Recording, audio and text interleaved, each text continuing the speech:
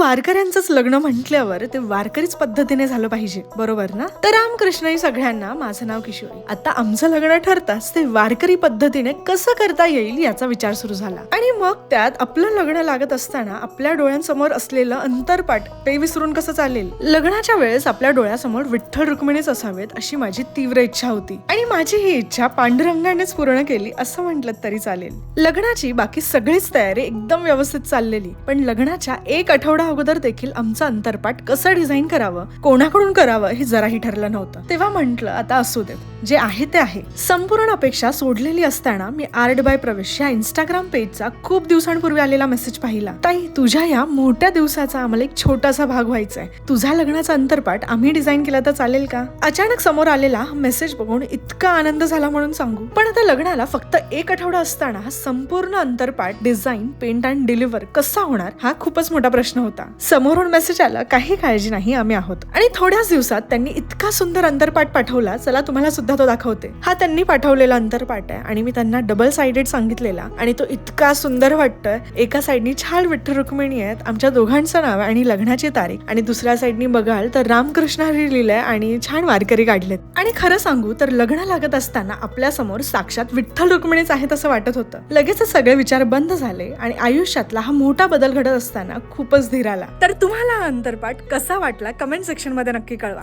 आणि त्यासोबतच तुमच्या मोठ्या दिवसासाठी तुम्हाला सुद्धा तुमच्याप्रमाणे अंतरपाट बनवून घ्यायचा असेल तर आर्ट बाय प्रवेशचा आयडी मी कोलॅबला टाकते आणि त्यांचा नंबर सुद्धा मेन्शन करते.